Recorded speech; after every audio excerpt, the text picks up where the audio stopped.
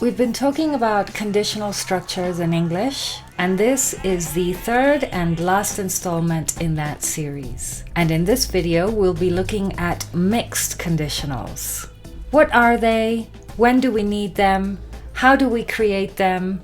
Examples, and much more. Coming up! So let's get started.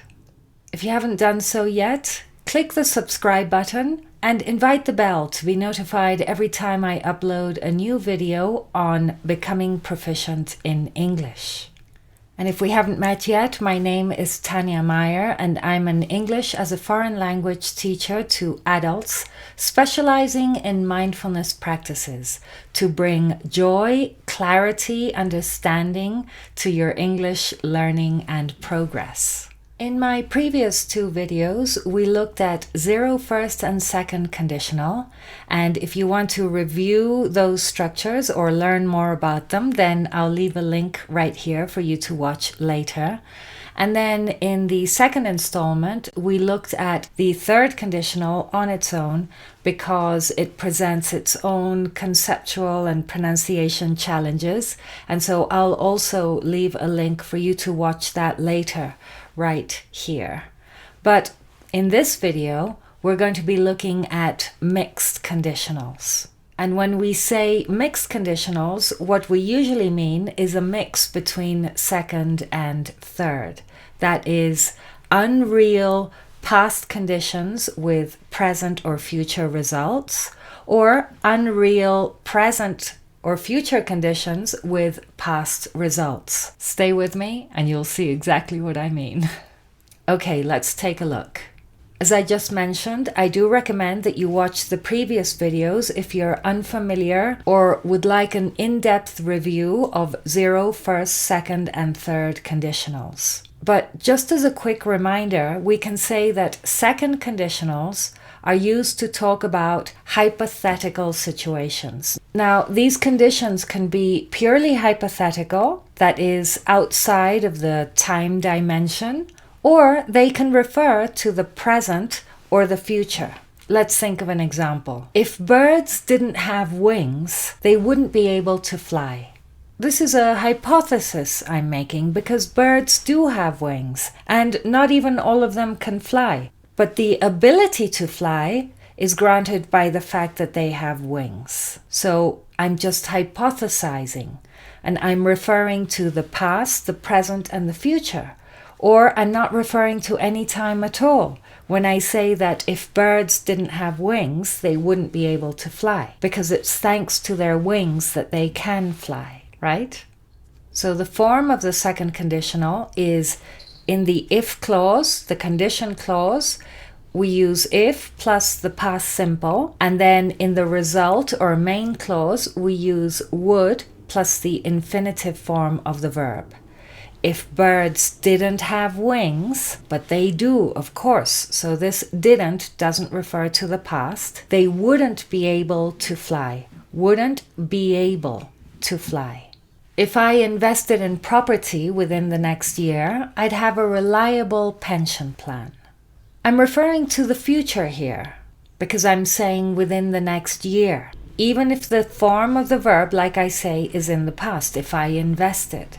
The result of investing in property would be, that is, if the action of investing takes place, but it's hypothetical right now because I haven't invested in property yet, that I'd have a reliable pension plan. So the second conditional is unreal because birds have wings and I haven't invested in property yet. So we use it to talk about hypothetical situations.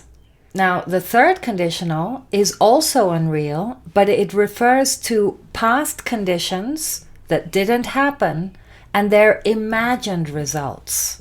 For example, if Greta Thunberg hadn't protested in front of the Swedish Parliament, awareness about climate change wouldn't have spread so quickly around the world. What we're saying here is that if this or that condition hadn't happened, but it did, then these or those would have been the imagined results. Both conditions and results that are imagined or unreal belong to the past in pure third conditionals.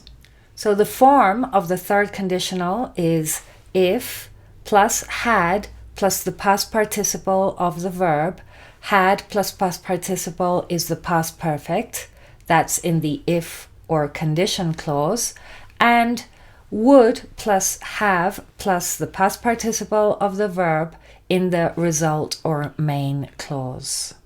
Okay? So we use the second conditional to talk about hypothetical situations, either out of the time dimension or referring to the present or future. And we use the third conditional to talk about past situations that didn't happen. Okay? So far, so good? Can you create and comment below with a second and third conditional from your own experience? Now, with mixed conditionals, we talk about hypothetical present or future conditions with past results, or past conditions with hypothetical present or future results. Let's take a look at a couple of examples. If we'd left earlier, we'd be there by now. Now, this is an interesting one because we have two contractions. If we'd left and we'd be. If we'd left, we're contracting had. We'd be there by now, we're contracting would. So how do you know if it's would or had? Well, it's contextual mainly, but also if you want to pay attention to form, then you'll notice that had is always followed by the past participle form of the verb, while would is always followed by the infinitive form of the verb. So I'd go if I were ready, for example. I would go if I were ready, second conditional, but I'm putting the result first and the condition second. And we know that the form of the second conditional is if plus past simple, result would plus infinitive. So I'd go if I were ready is an inverted second conditional, but it's using would. But in the sentence, I'd gone by the time they arrived, I'd gone, then I'm using the past perfect to say that I left before they arrived. I'd gone by the time they arrived.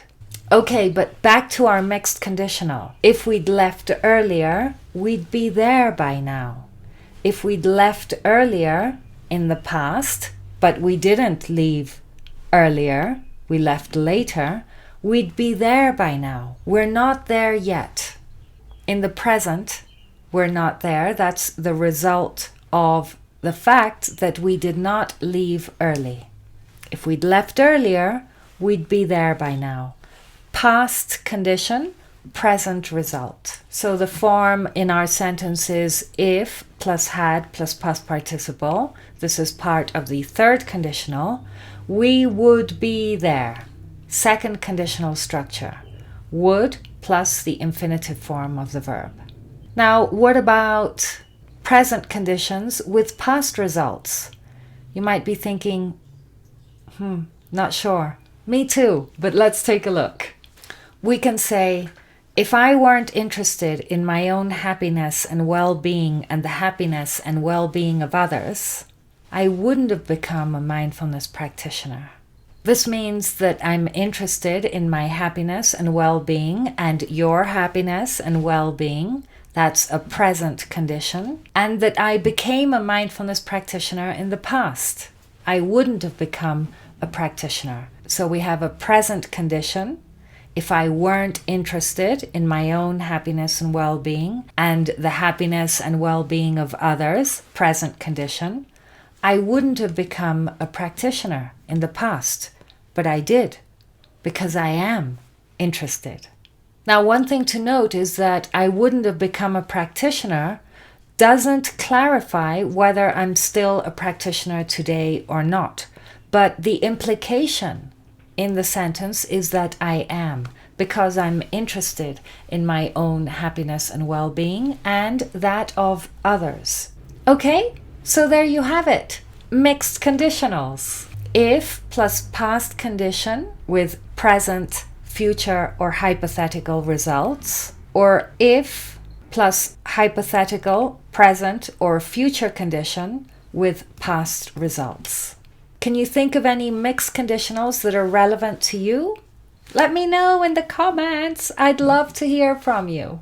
And if you're ready to take your progress with English into your own hands, or if you're looking to become a more autonomous user of English, I'll leave a link for you to download my free guide, How to Revolutionize Your English, down in the description box below. My ultimate guide, 8 Steps to Success, will show you what steps you need to take to truly transform your English from the inside out. Learn about the steps you can take to steer and manage your own English skills development. It's very exciting to realize that you're in control of your own progress. So go ahead, download it, and I hope you enjoy it.